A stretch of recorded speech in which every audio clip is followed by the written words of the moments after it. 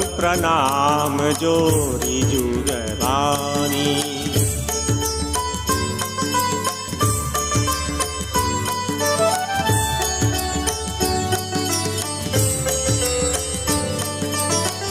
जा पर कृपा राम की होई, ता पर कृपा करत सब कोई।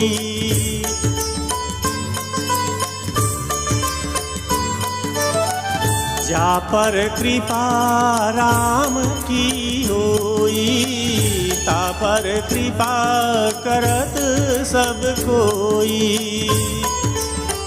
कलयुग केवल नाम आधारा, सुमिर सुमिर नर उतरहि पारा।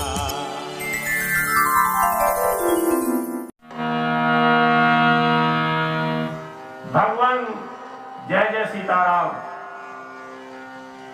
आज हम रामायण कथा कहने से पूर्व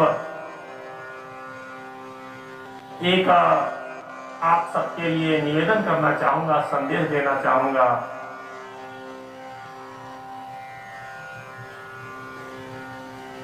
कि आप सभी सज्जन, सभी श्रोतागण इस वैश्विक महामारी कोरोना से अपने को सुरक्षित रखने के लिए मास्क का प्रयोग अवश्य करें,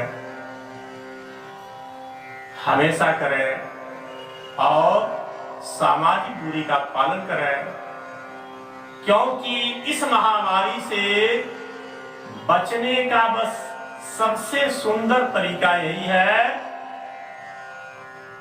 2 गज की दूरी, मास्क बहुत जरूरी। सती ने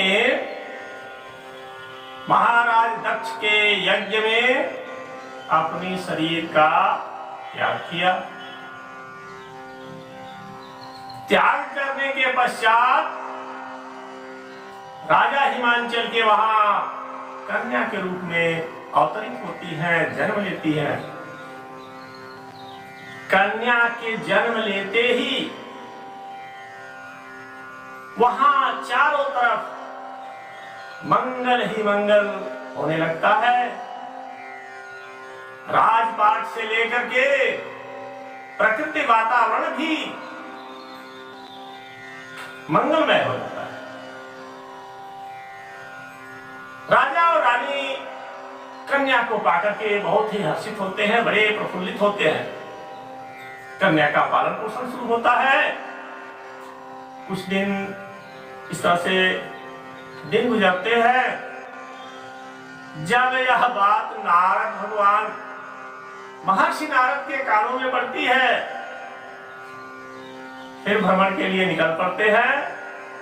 राजा हिमांचल के भवन पहुंचते हैं, उनका आवागमन होता है, आसन ग्रहण करते हैं। इसके पश्चात राजा हिमांचल और उनकी धर्मपत्नी अपनी कन्या पार्वती के साथ वार्तालाप शुरू करते हैं। राजा ने कहा, हे प्रभु, जब से यह कन्या हमारे घर पे आई है, तब से चारों तरफ मंगल ही मंगल हो रहा है। हम बहुत प्रफुल्लित हैं, बहुत प्रसन्न हैं, बहुत आह्लादित हैं इस कन्या को पाकर। कृपा करके मेरी कन्या के बारे में, इसकी कुंडली के बारे में, इसकी हस्तरेखाओं के बारे में, इसके भविष्य के बारे में, इसके भाग्य के बारे में बताएं तो अति उत्तम होगा। राजा की निवेदन करने के पश्चात नारद भगवान ने उसकी भविष्य के बारे में, उसकी जन्म कुंडली के बारे में बताना शुरू किया। कहा, महाराज, यह कन्या तो अत्यंत सौभाग्यशाली है। यह हर तरह से मंगल को देने वाली है, धन, शुभ लाभ, हर तरह की संपदा से आपको संपन्न करने वाली है। बहुत ही सुलक्षण कन्या है।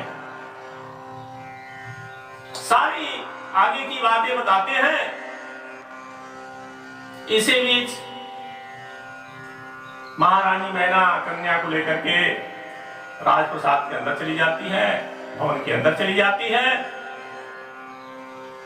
तब एक बात महर्षि नारद राजा हिमांचल को बताते हैं, कहते हैं महाराज, सारी वृत्तांत को मैंने बता दिया इस कन्या के बारे में, बस एक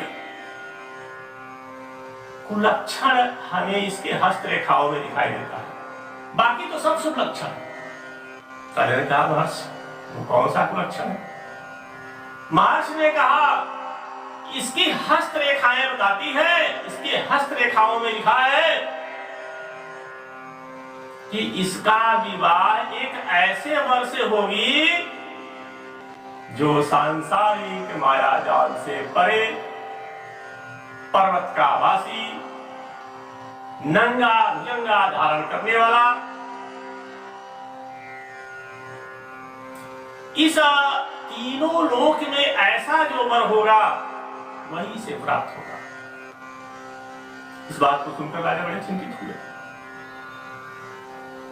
और नाग भगवान से कहा इसकी कोई उपाय? उन्होंने कहा इसकी कोई उपाय नहीं है, लेकिन महाराज घबराने की आवश्यकता नहीं, यह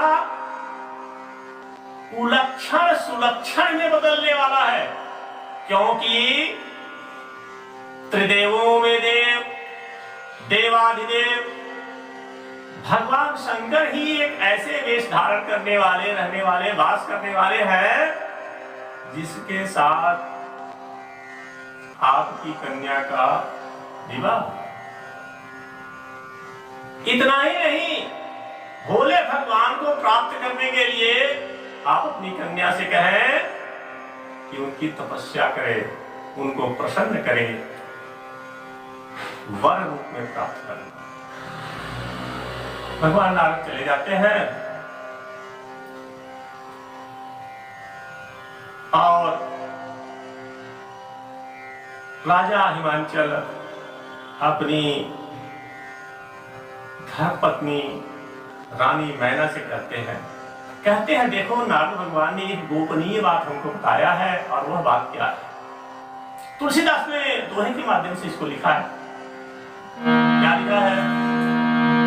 कि स्वामी जटिल काम मना नागनय मंगल वेश, आस स्वामी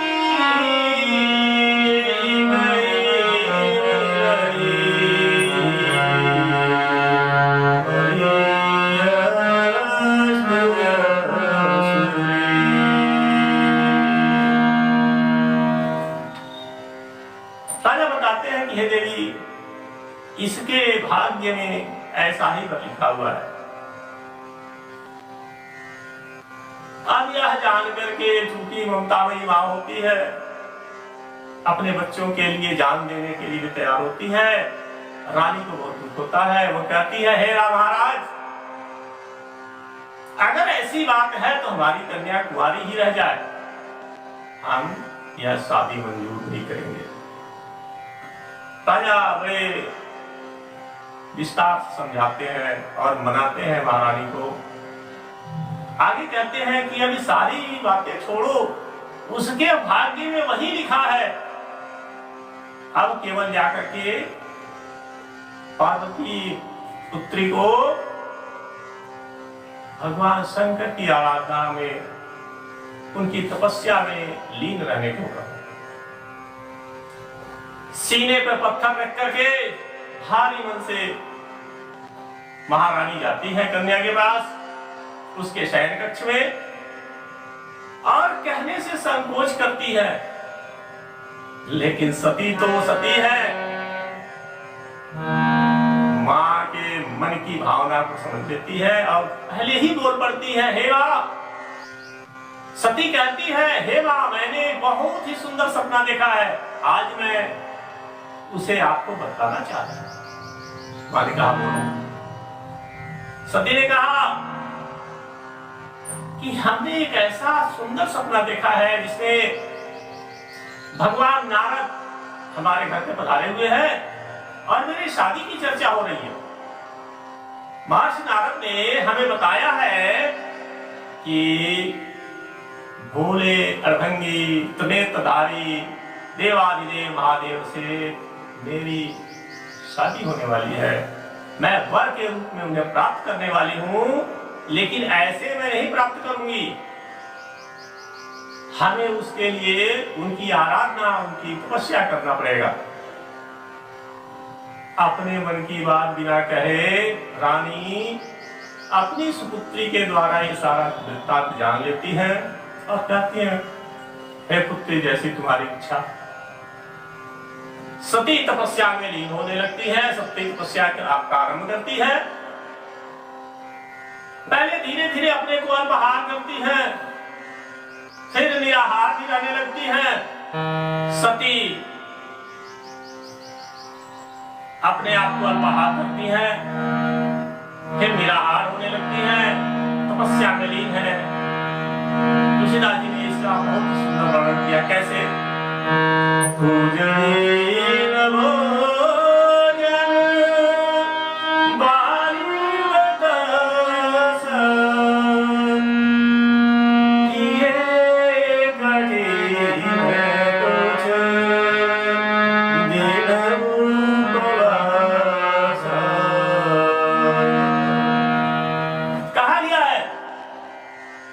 अल्पाहार किया, आगे चल के वार बतासा यानी हवा और पानी से अपने तन को तपस्या में लीन किया। उसके बाद आगे चल करके उपवास भी करने लगी, निराहार भी रहने लगी। तुलसीदास जी ने लिखा है आगे उन्होंने क्या किया?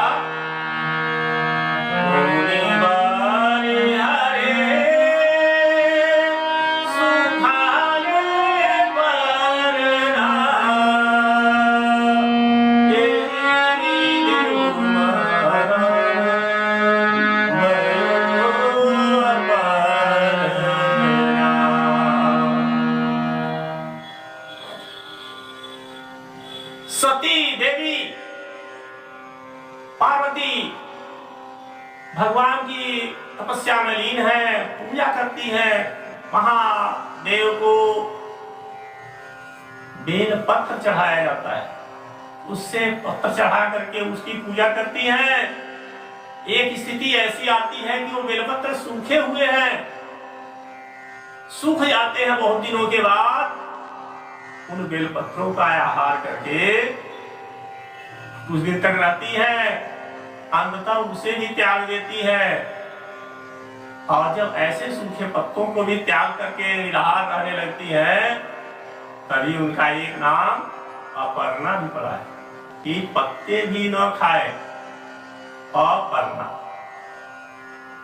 तो देवी का एक नाम अपर्णा भी है। इस तरह से वो तपस्या में लीन होते हुए भगवान शंकर को प्रसन्न करना चाहती है। तपस्या में लीन होते होते उनकी शरीर मात्र अस्थि पंजर जैसे होने लगती है। यह देख करके ब्रह्मा जी को बहुत दया आती है और कहते हैं, सती इस तरह से तपस्या में लीन है, अब हमें इसे वर देना पड़ेगा। और ब्रह्मवाणी आकाश से क्या होती है? दोहे के माध्यम से तपस्या में लीन सती पार्वती के लिए ब्रह्मवाणी आकाशवाणी क्या होती है?